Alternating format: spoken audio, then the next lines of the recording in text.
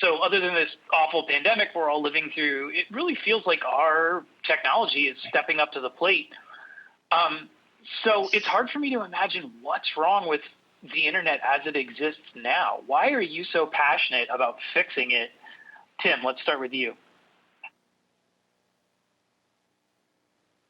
Well, I suppose and for everybody, millennials all over, when this is internet, what the internet gives them, then people are used to, they're happy, and particularly right now, when they're locked down, they're really grateful to have connectivity at all, to be connected to anything.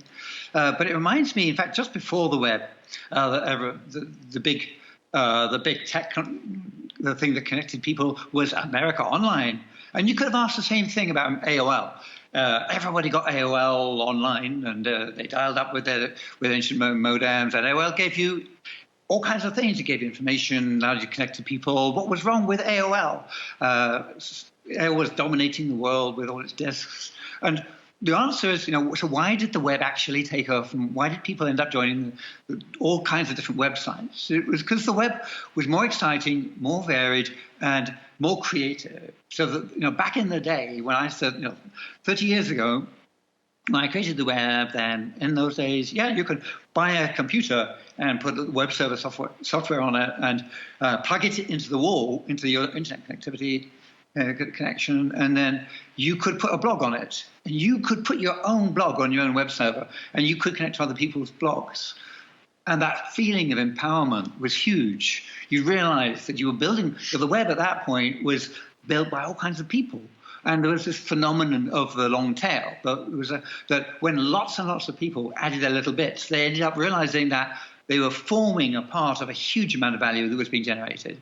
So for the first 10 years of the web or so, the web was a web of lots of small and medium websites and people getting involved in all kinds of ways. And the value, not only the value being disproportionate, but also the excitement of everybody knowing that they are part of it as being an individual creative person doing their own thing on the web. So, so is that how we all feel today? So you're describing a golden age of the internet. You're talking about blogging. You're talking about people hand coding and hosting their own websites. So that was a time when the internet was, frankly, a lot harder to use and a lot less accessible than it is now. And maybe a tenth as many people as are now connected were connected to the internet.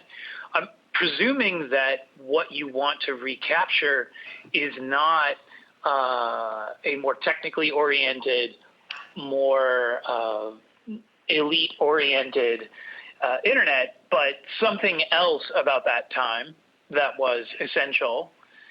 What is it that you want to recapture? It's certainly not about it being harder to use. In those days,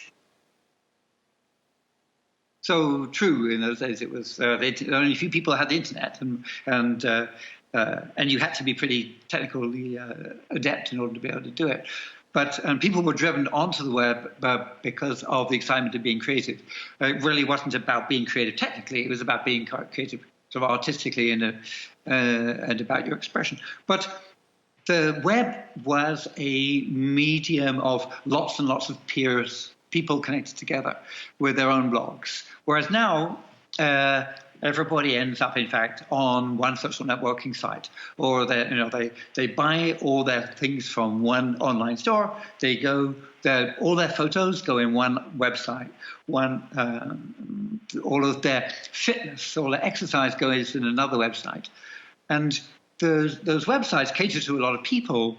But for one thing, each of the pieces of the online person now is in different websites. So, for example, if you want to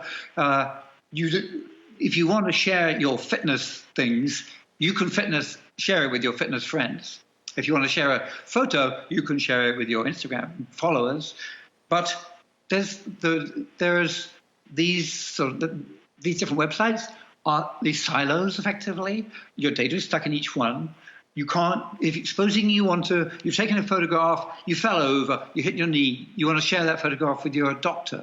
Actually, unless your doctor is an Instagram follower, if you go to the hospital website, then the doctor's there, but you can't share your photo. You're in these silos, and I don't think people realize. I don't think they'll realize until we've finished the systems we're building, and suddenly they're out of it. I don't think they realize how frustrated they should feel by the fact that they can't just share a photo with the doctor or share their medical results with a cousin.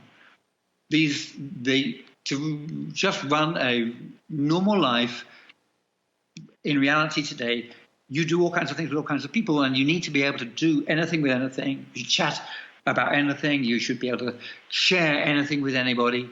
And the fact that you can't share anybody with anything is, in fact, reducing the value, reduces your efficiency as a person, as an individual, as a member of an organization.